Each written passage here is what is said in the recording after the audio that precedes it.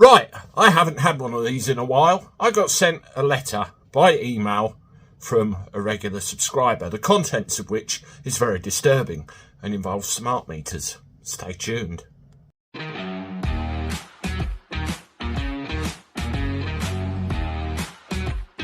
Everybody, welcome back to the channel. Hope you're well. Let me know in the comments. Good to see you again. Thank you as always for your support. Had a few hot ones, haven't we? It's been some lovely weather again, and hope you've been taking advantage of it. I received an email from a regular subscriber, which was all to do with smart meter reading visits, and the contents of which was very sinister, and they were quite insistent that I shared the contents of this email with everyone, just in case it happens to you. So stay tuned, I'll read this out, and you can leave in the comments what you think of it.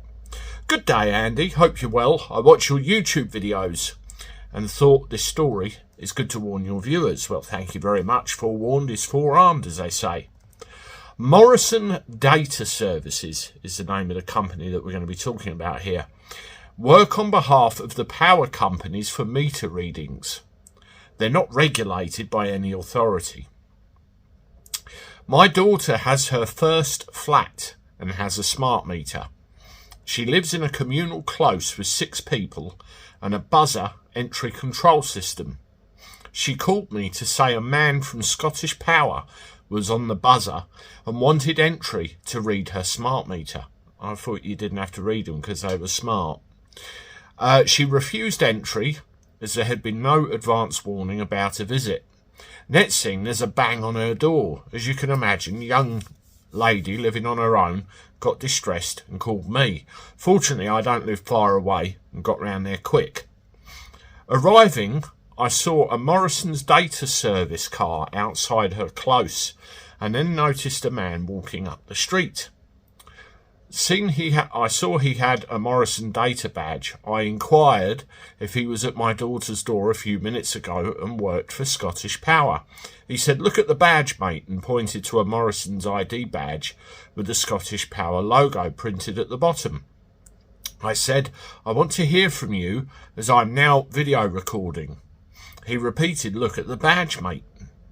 I said, "For the camera, pal, do you work for Scottish Power? I'm not interested in the badge." He started to walk towards the car and noticed his ID badge flipped and there was another one underneath it. I quickly took a snap. So this guy from Morrison's Data Service has 2 separate IDs. I asked him why he entered my daughter's close when he was refused entry initially and used the service button to enter the close and bang on her door. He said, "I had other business in the close." I said that was not a very plausible excuse or reason for banging on a door when you were denied entry, hence the reason my daughter called me in distress. He effed off in the car. I called Morrison's Data Services to ask why this type of behaviour is tolerated and wanted to check this person's ID. I told the girl I was recording the call for clarification and wanted to know if they were recording the call. She replied yes and asked to check the ID number on the badge. She gave me the number for the name of the person name on the badge and they didn't match. So I asked her to repeat the number and she did. There was a digit wrong. She immediately put me through to a senior member of staff and was told they would not be happy with the call being recorded unless I allowed them to vet the call recording before I made public use of it. I agreed with a caveat in that they will supply their recording to anyone who requested it, and that included myself. Agreement made. I asked if this person was disclosed and who is their regulator. "We are not regulated," was the reply.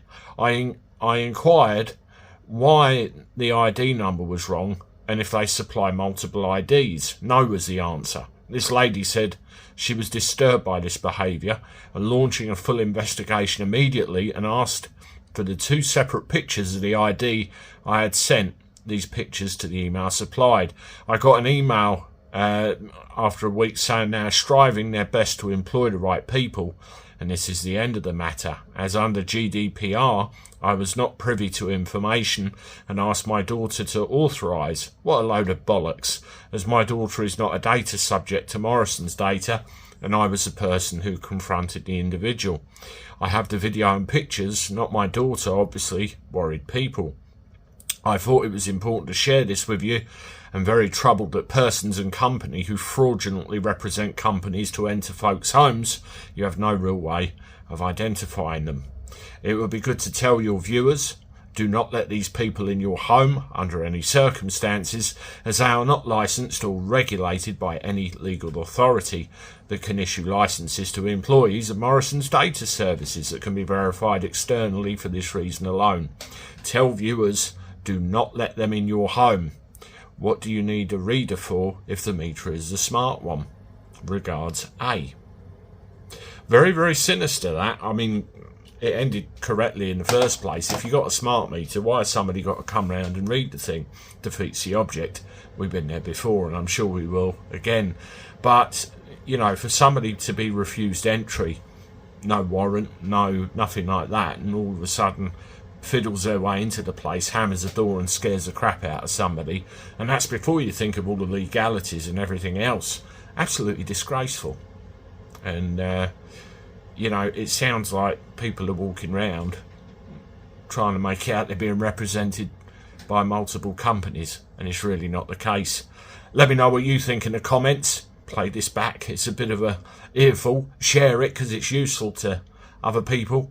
I'll see you soon with one more. Toodaloo.